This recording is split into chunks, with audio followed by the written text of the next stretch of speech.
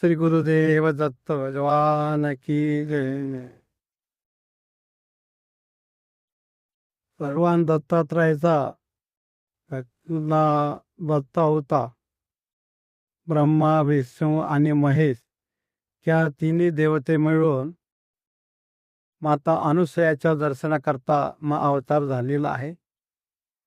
ब्रह्मा, विष्णू, महेश म्हणजे सत्व, रस, थम या तिन्ही गुणांनी युक्त.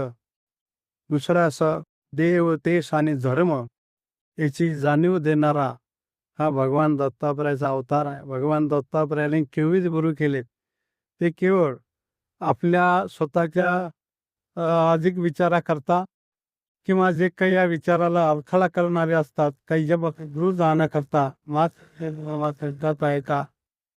आणि आपल्या या भारतामध्ये दत्ताची कृपा होता.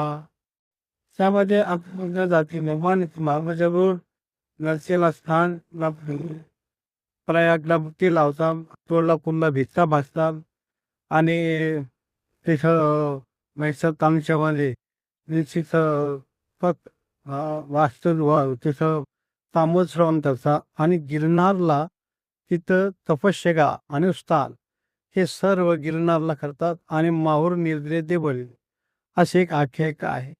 गिरनार हे तपश्चर्याचं ठिकाण आहे आणि भगवान दत्तात्रयाच्या प्राप्तीचं ठिकाण आहे. गेल्या हजारो वर्षापासून देशवासियाचे नव्हे, जगातील सर्वांची तिथं जी श्रद्धा गगनेली आहे की भगवान दत्तात्रय ह्या उंच शिखरावर आहेत. म्हणून ज्ञानोबारायनं सुद्धा शिखराचंच वर्णन करताना अभंगामध्ये सांगितलं, पै बेरूच्या शिखरी एक एवढी सौरम निराखारी मुद्रा लावणी एचरी प्राणायामे मैसना. या गिरनार पर्वताचं एक होतं. गिरे म्हणजे उंचही होते, आपल्या विचाराची उंची, आपल्या कृतीची उंची, आपल्या संस्कृतीची उंची वाढवण्याचं ते महत्त्वाचं ठिकाण आहे. म्हणून श्री क्षेत्र गिरनार येथे तर पूजनीय संत महाराजजी श्री गुरु दत्तात्रय भक्त मंडळाच्या वतीने तिथं येत्या 19 आणि 20 जुलैला सगळं भक्तांचा असा मेळावा आहे ते. आणि ह्या अडिक गुरुवार आहे. आणि ह्या स्थानामुळे सर्वांना ऊर्जा मिळावी हाच त्यामागला हेतू आहे. आणि गेल्या हजारो वर्षापासूनची जी परंपरा आहे आणि जे दैविक आहे त्याला सही कुठलाही बाधा येऊ शकत नाही. आणि सर्वांच्या श्रद्धेने अधिक या ठिकाणी ऊर्जा प्राप्त होत राहील.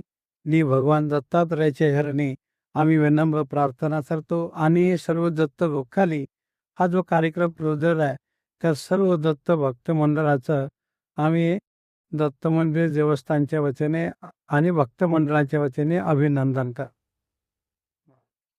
देवदत्त